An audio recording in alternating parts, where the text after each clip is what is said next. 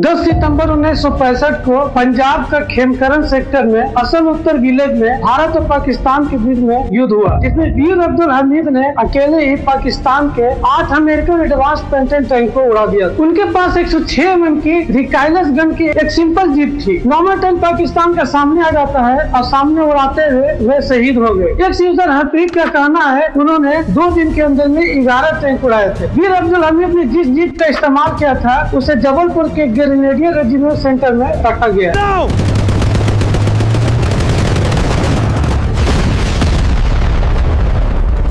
Happy independence day दोस्तों। इस video में मैं आपको बताने वाला हूं कि वीर अब्दुल हमीद का क्या कहानी रहा 1965 के इस युद्ध में। आइए इस वीडियो को शुरू करते हैं।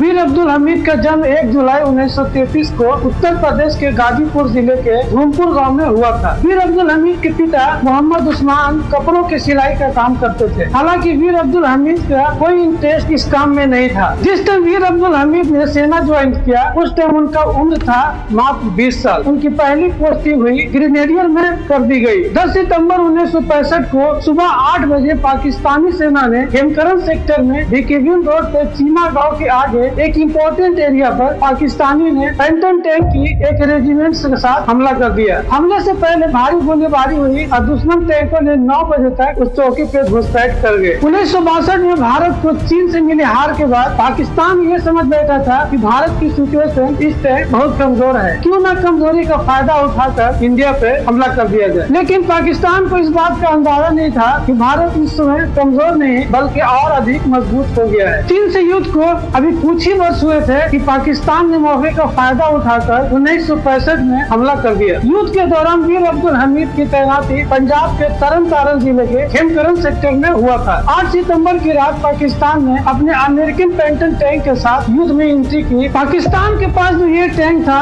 इसके बारे में कहा जाता था कि वो कभी हार मानने वाला टैंक नहीं था, लेकिन अपनी वीरता का परिचय देते हुए वीर अब्दुल हमीद ने बेहद कम साधनों के बावजूद पाकिस्तान के टैंकर के खिलाफ तबाह कर दिया। इतना ही नहीं, अब्दुल हमीद ने इस शक्तिशाली टैंक को सीमित साधन के बावजूद 8 से ज्यादा टैंकों को भी उड़ा दिया। एक तरफ पाकिस्तान था जो भारत पे बम और गोले बरसा रहा था, तो वही दूसरी तरफ वीर अब्दुल हमीद ने उनके टैंकों को धज्जियां उड़ा रहा था। हमीद ने एक एक करके पाकिस्तानी टैंकों को तबाह कर रहा था। इसी रीजन से युद्ध का रुख पूरी तरह से बदल गया था। पंजाब के तरन तारण जिले में एक गाँव है जिसका नाम है असम उत्तर। पाकिस्तान से भारत की युद्ध यहीं पे की गई थी। 10 सितंबर 1965 की सुबह में पाकिस्तानी ने पंजाब के खेमकरन क्षेत्र के एरिया में गोली बौछार करने लगी। यही आक्रमण सुबह 8 बजे हुआ और पाकिस्तान के टैंक खेमकरन क्षेत्र के एरिया में आ गए। पाकिस्तान ने अपनी ओर इतनी गड्ढा खोद लिया था कि उसने टैंकों को आसानी से सीमा तक ला सकता था। उसी time company quarter master Abdul Hamid ने ग्रेनेडियर्स की 4th बटालियन की कमान संभाल ली थी। इसी टुकड़ी के पास 106 mm की रिकाइलस गने थी। युद्ध के इतिहास में ऐसा पहली बार कभी नहीं हुआ था